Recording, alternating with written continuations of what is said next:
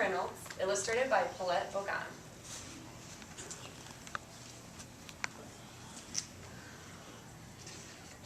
Chicks and Salsa by Aaron Reynolds, illustrated by Paulette Bogan.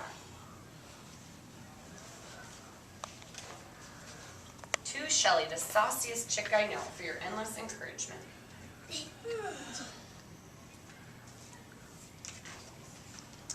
There were grumblings in the hen house of Nuthatcher Farm. The chickens were tired of chicken feed.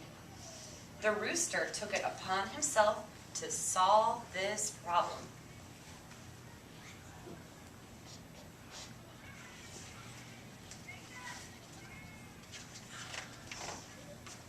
Mrs. Nuthatcher, the farmer's wife, had started watching cooking shows in the afternoons.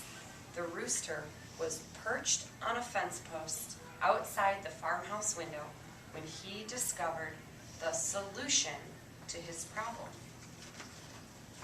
Salsa!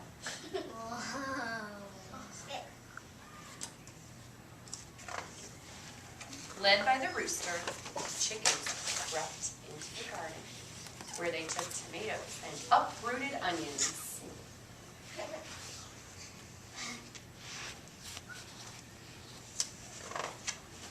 That night, the chickens ate chips and salsa, though nobody was quite certain where the chickens got the chips.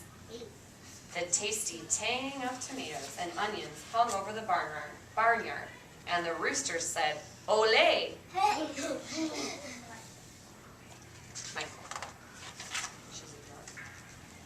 Very soon, there were mumblings at the duck pond of Nuthatcher Farm. Inspired by the chickens, the ducks decided they were tired of fish. With the rooster's encouragement, the ducks dipped into the garden, where they selected cilantro and gathered garlic. What do you think they're going to make? Salsa? Fish.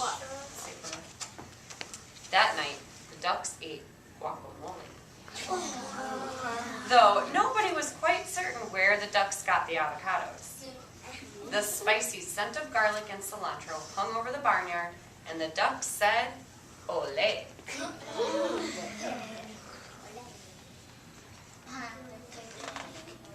The next morning, there were rumblings in the pig pen of Nuthatcher Farm.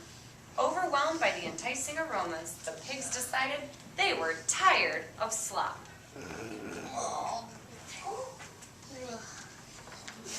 While the rooster distracted Farmer Nuthatcher, the pigs plodded into the garden, where they borrowed beans and chopped chilies. What do you predict they're making out of this? Hot chiles? Hot salsa?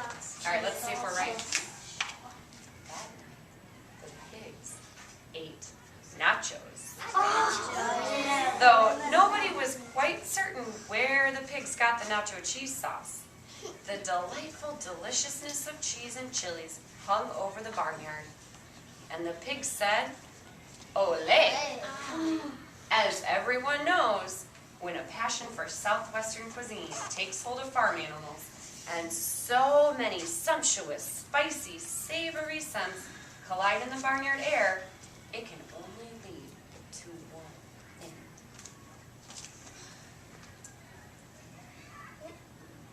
I wonder what the animals are going to do. Fiesta! The rooster got things organized, then returned to his fence post to watch for a good enchilada recipe. The horses decorated the barn. The bull practiced his Mexican hat dance, though nobody was quite certain where the bull got the sombrero. From Mexico. You think he got it from Mexico? Me too.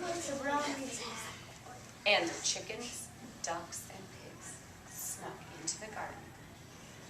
But all of their spicy Southwestern supplies were gone. The scallions had been stolen. The peppers had been pilfered. The limes had been lifted.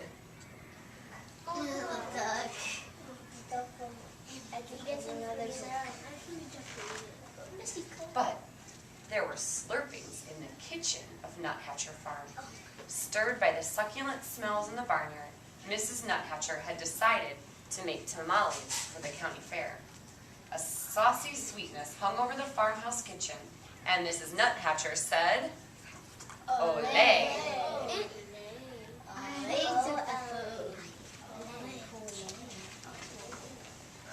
Disappointed, the animals canceled the fiesta. That evening, the chickens ate their chicken feed, the ducks ate their fish, and the pigs ate their slop. But while the nuthatchers were at the fair, the rooster crept into the kitchen and borrowed a French cookbook.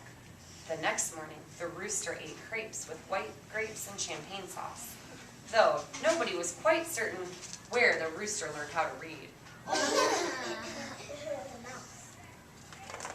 A satisfied smile stretched over the rooster's beak. The rooster said, "Ooh la la."